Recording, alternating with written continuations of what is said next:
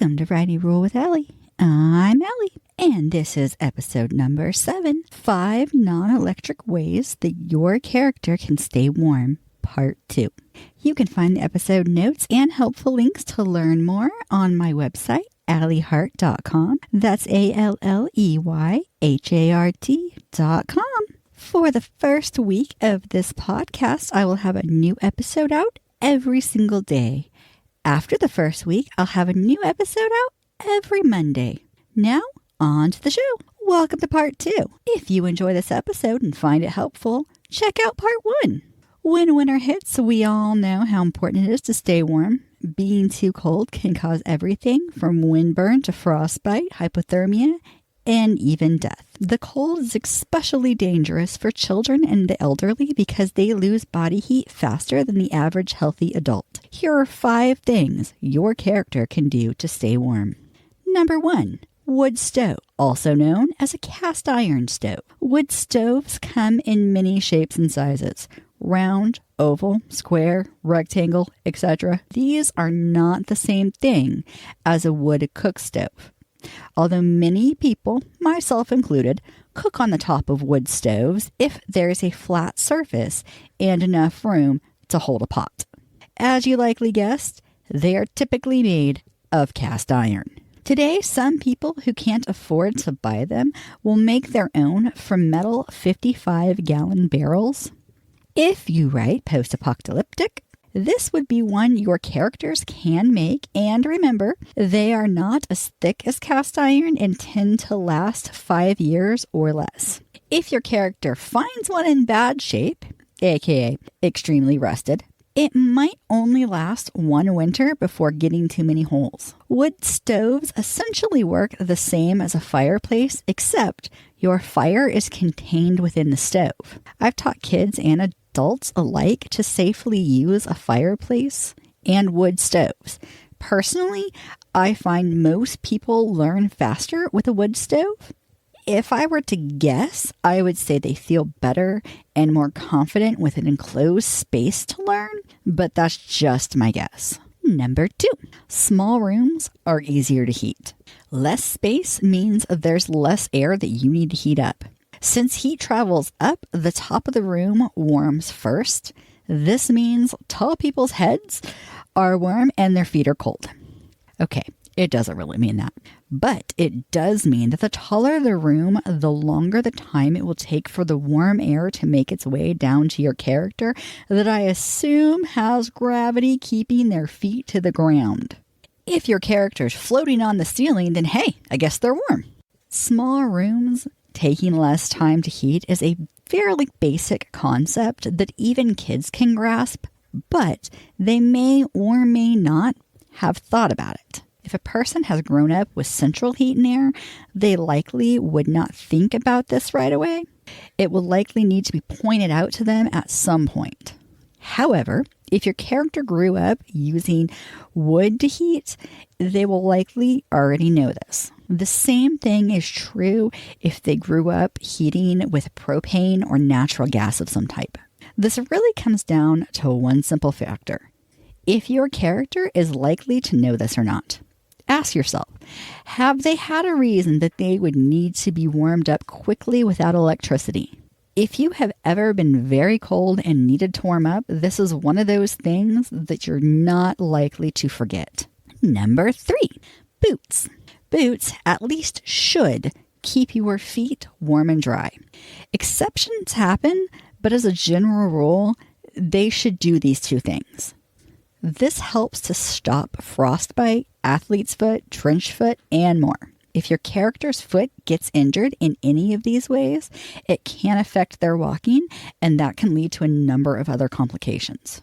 Native Americans used to make boots from leather or hide. They had a lot of ways to waterproof them depending on the tribe and what region they were in. Some methods were tanning hides with animal fat, waxing them, and smoking the leather. In medieval times, they also used pitch, wax, tar, and oils.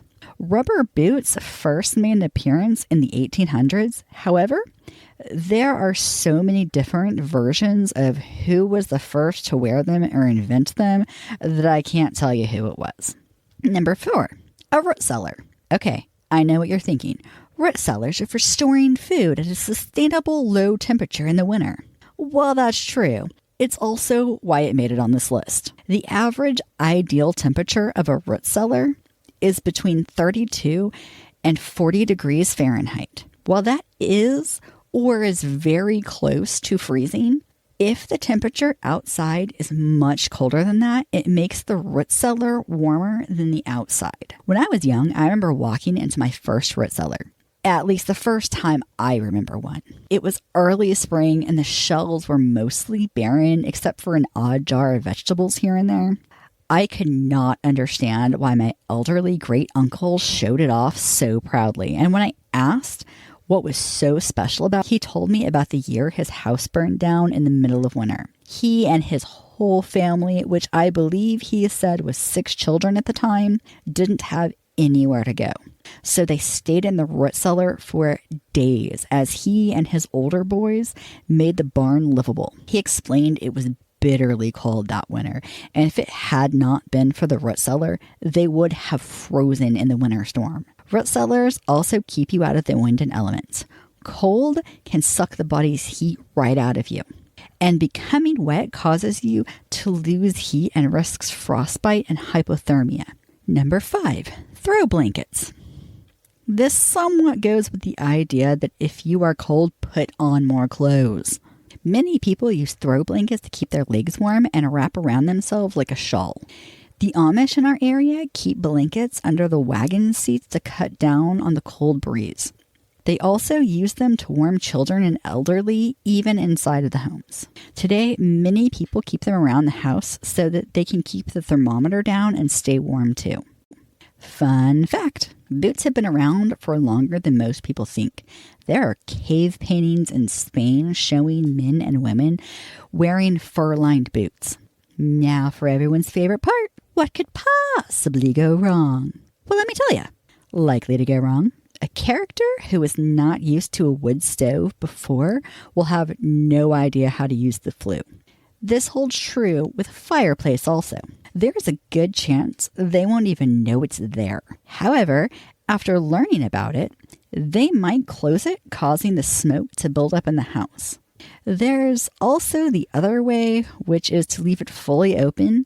Doing this sends most of your heat up the chimney. Also likely, it is possible to step in snow, water, mud, and it goes over the top of your character's boot and into it. Possible to go wrong? If your post-apocalyptic character doesn't know about heating, they are likely to try to warm a very large room when heating a bathroom or closet would be better. Also possible, under the same idea that your character does not understand that small rooms are easier to heat and keep warm, your character might build a house or other buildings with very tall ceilings. Also possible, wood stoves and fireplaces have smoke go up the chimney, but about once or twice a year, the wind will blow just right and force the smoke back down the chimney. We always called this being smoked out. Your entire house will fill with smoke. Unlikely to go wrong. On occasion, root cellars, just like caves, can collapse. Also unlikely, throw blankets sometimes get less attention paid to them than actual clothes. This means that corners could end up too close to the fire, or it could get into a wagon wheel and be pulled off of the person. This could jam up the entire wagon, or even break the wheel. Improbable, but technically still in the realm of possibilities.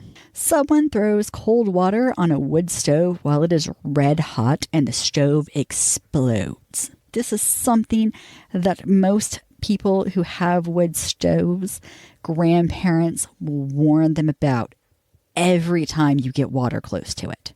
Also probable, but it's technically still in the realm of possibilities.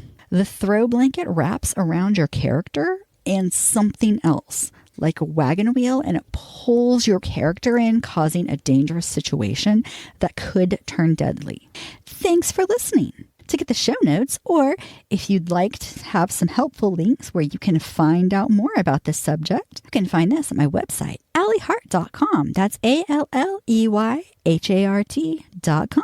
Subscribe and follow for more episodes. A new episode comes out every Monday. Until then, happy wordsmithing!